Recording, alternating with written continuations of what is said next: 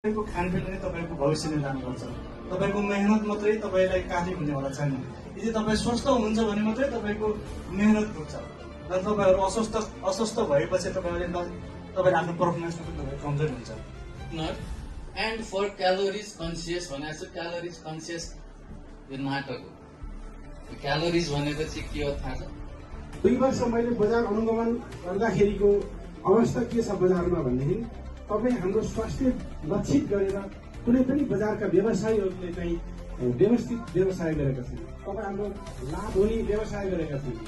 आफ्नो होइन स्वादको व्यापार गरिरहेका छन्। स्वादको व्यापार गरेका छन्।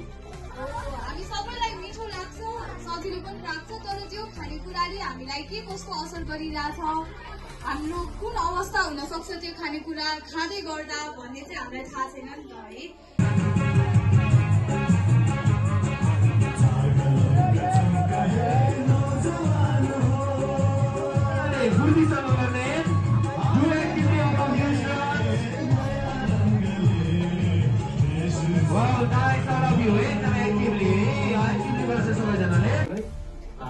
आजको यस जङ्क फुड सम्बन्धी ओरिएन्टेसन अभिमुखीकरण कार्यक्रममा आउनुभएका मेडम्याक्स प्राइभेट लिमिटेडका सम्पूर्ण सर म्यामहरू र यसमा जुन समन्वय गर्नुभएको छ इसीले उहाँहरूलाई म विशेष धन्यवाद दिन चाहन्छु र यस सेतीले बिमारीमा चाहिँ म हार्दिक स्वागत पनि गर्न चाहन्छु। घटनाहरूलाई मैले आज तपाईँहरूमा आज ल्याउन खोजेको किनकि ती जति पनि कुरा छन् त्यो चाहिँ बाहिर आउँदैन, हस्पिटलमा घटेका घटनाहरू बाहिर आउँदैन र त्यसलाई आउनु पनि दिँदैन किनकि पावरफुल मान्छेहरू छन् बजारमा। यो जति पनि इन्डस्ट्रीहरू छ सबै पावरफुल छन्, उनीहरूसँग कसैले पनि बढ्न सक्दैन। तर हस्पिटल पनि बढ्दैछ, रोग पनि बढ्दैछ। हाम्रो हजुरबुवाको बेलामा कहीँ कहीँ हस्पिटल थियो तर त्यति बेला रोग पनि थिएन। यो चाहिँ हामीले रिलेट पनि गर्नुपर्छ। अब हाम्रो 10 क्लास 9 क्लासले अब सोच्ने बेला आइसक्यो। सोच्ने यो दिमाग चाहिँ युज गर्ने हो। आमाहरूले चाहिँ बच्चाहरू खुसी हुनको लागि, खुसी बनाउनको लागि भयो नि यही किनेर दिने गरेछ। र आमाहरू बुवाहरूलाई सायद त्यो कुरा थाहा नभएकोले होला कि यो बच्चाको भोलि यो पेटमा यसरी जम्यो भने के हालत हुन्छ। कुनै पनि नयाँ चिज आउँछ भने पहिला सुरु यो अगाडिको होइन पछाडिको चाहिँ पढ्न थाल्नु।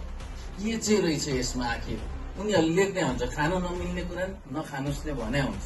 र हामीले नपढायो भने हाम्रो बच्चाले खाइरहेको छ।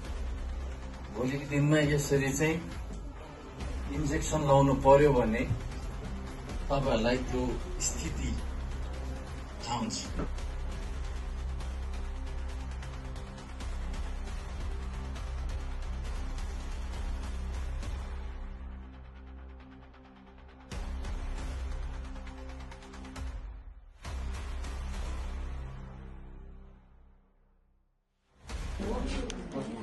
यतापट्टि शरीर वृद्धि विकास गर्ने मासुको दाल मासुको दाल होइन मासको दाल। ओके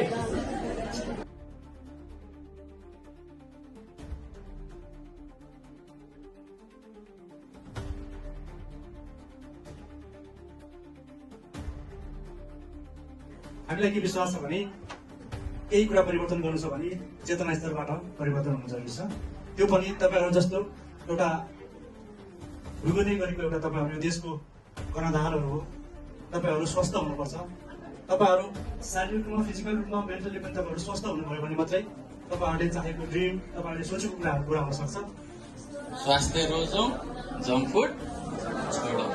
जुन तरिकाले भोलिन्टियरली उहाँहरू आएर हाम्रो विद्यालयमा जङ्क फुडको असरको बारेमा जसरी एकदमै सूक्ष्म ढङ्गले साना साना कुराहरूलाई पनि ख्याल गरेर जसरी यो कार्यक्रमलाई चाहिँ सहज तरिकाले सामान्य एकदमै सानो कक्षाको विद्यार्थीले पनि बुझ्ने तरिकाले जुन पिक्चर सहित बुझाउनु भयो त्यसको लागि म फेरि पनि विशेष आभार प्रकट गर्न चाहन्छु। र जुन